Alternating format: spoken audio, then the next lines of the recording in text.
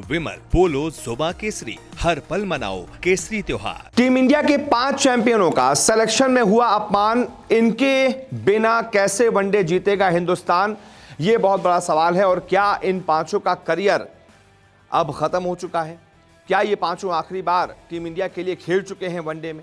क्योंकि ऐसा लग रहा है कि शायद टीम इंडिया के सेलेक्टर्स और कोच गौतम गंभीर, चीफ सेलेक्टर अजीत अगरकर इन सारे खिलाड़ियों से बहुत आगे निकल गए हैं। इसीलिए टीम इंडिया के वनडे सिलेक्शन में इनका एक तरीके से अपमान किया गया, क्योंकि इनको परफॉर्मेंस के बावजूद नहीं चुना गया। और इसी वजह से ये सवाल खड़े हो रहे हैं कि क्या इनका करियर खत्म माना जाए। कौन कौन से पांचों खिलाड़ी हैं, एक एक करके आपको बताता हूं। इसमें पहला नाम है ऋतुराज गायकवाड़ का। सीएसके के स्टार बल्लेबाज ऋतुराज गायकवाड़ को भी टीम से अचानक बाहर कर दिया गया। बहुत बड़ा झटका है ये, क्योंकि गायकवाड़ ने हाल ही में विजय हजारे ट्रॉफी में भी शानदार प्रदर्शन किया था। लिस्ट ए क्रिकेट में विराट कोहली को पीछे छोड़कर भारतीय बल्लेबाजों की औसत लिस्ट में वो टॉप पर पहुंच गए। उन्होंने विजय हजारे ट्रॉफी में शतक जड़ा था, और जो दक्षिण अफ्रीका वाली सीरीज में उनको मौका मिला था और उसमें भी शतक जड़ा था। उसके बावजूद, इतने शानदार प्रदर्शनों के बावजूद अचानक से उनको टीम से निकाल दिया गया। इसके बाद दूसरे खिलाड़ी हैं मोहम्मद शमी, जो कि 2025 के बाद से ही, आईपीएल के 2025 के बाद से ही नेशनल टीम में वापसी का इंतजार कर रहे हैं, लेकिन लगातार उनको नजरअंदाज किया जा रहा है। विजय हजारे ट्रॉफी, सैयद मुश्ताक अली ट्रॉफी में उनके आंकड़े शानदार रहे, उसके बावजूद उनको मौका नहीं मिला गया।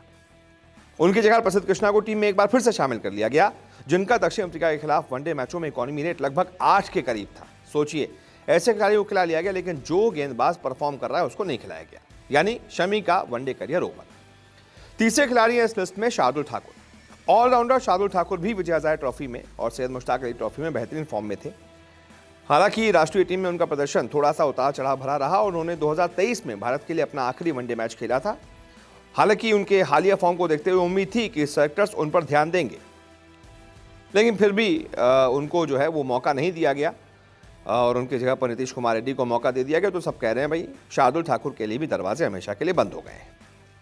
इसके बाद चौथे खिलाड़ी हैं अक्षर पटेल। अब उनको आराम दिया गया है या अनदेखी की गई है, ये बहुत बड़ा सवाल है, क्योंकि उन्होंने विजय हजारे ट्रॉफी में शानदार प्रदर्शन किया था, एक शतक भी जड़ा था, विकेट भी लिए थे। दक्षिण अफ्रीका के खिलाफ हालिया अंतर्राष्ट्रीय दौरे पर भी वो टीम के लिए एक अहम खिलाड़ी साबित हुए थे, लेकिन उनकी जगह पर टीम जब आई तो वॉशिंगटन सुंदर को सेलेक्ट कर लिया गया, और पहले से ही टीम में रविंद्र जडेजा मौजूद हैं। अब ऐसे में क्या ये माना जाए कि अक्षर पटेल से आगे वनडे में कोई और खिलाड़ी देखे जा रहे हैं, इसलिए उनको नजरअंदाज किया गया? बहुत बड़ा सवाल है। खैर, पांचवा खिलाड़ी इस लिस्ट में है ईशान किशन।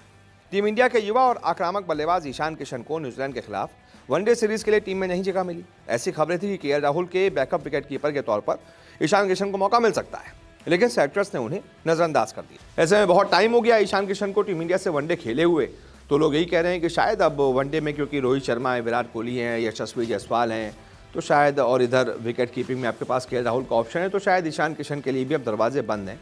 हो सकता है आने वाली जब बहुत टाइम के बाद अब सीरीज होगी वनडे, तो उनको मौका मिलेगा। बाकी देखा जाएगा, क्योंकि अभी बहुत लाइन तक, मतलब मई जून तक तो अब वनडे नहीं है, जून में फिर उसके बाद होगा, तो 5-6 महीने बाद ही होगा।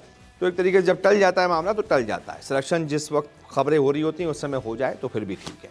तो इन 5 खिलाड़ियों का एक तरीके से सिलेक्शन में अपमान हुआ है। आप बताइए, ये ठीक है या गलत है? इनमें से किसका सिलेक्शन होना चाहिए था, किसका नहीं होना चाहिए था?